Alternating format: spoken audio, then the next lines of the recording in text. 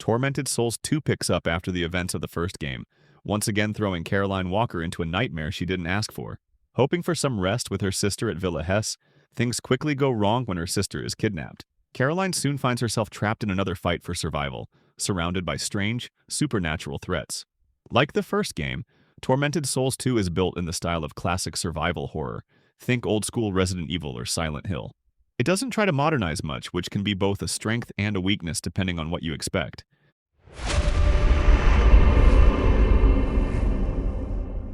Tormented Souls 2 sticks very closely to its inspiration.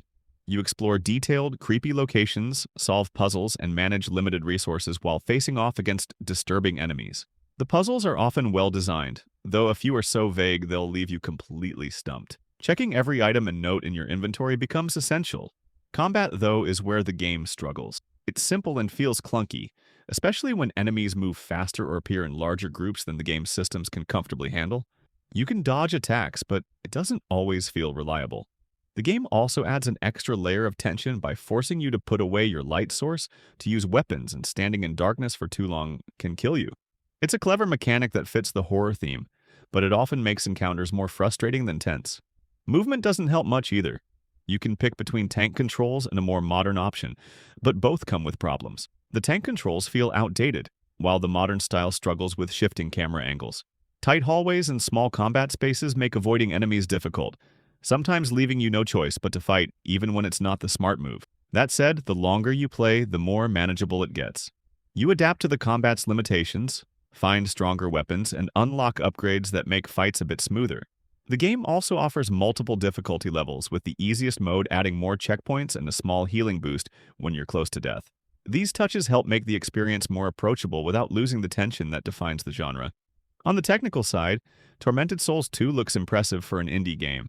The environments are more detailed and atmospheric than before, and the lighting builds a strong sense of dread. The character models are solid, though the animations can feel stiff.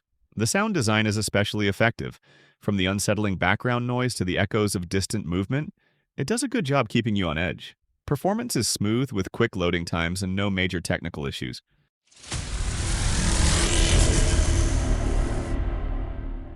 Tormented Souls 2 doesn't innovate, but it understands what fans of classic survival horror want. Its old-school structure, strong puzzles, and creepy setting will feel familiar and satisfying if you miss the slower, tension-driven horror of the 2000s. The clunky combat and awkward controls hold it back, and some puzzles could use clearer logic, but the overall package still delivers a solid experience. For a budget-priced indie game, it offers good value, around 15 hours for a single playthrough, with multiple endings and an unlockable harder mode for replay value. If you like the first Tormented Souls or want something in the vein of early Resident Evil or Silent Hill, this is worth picking up.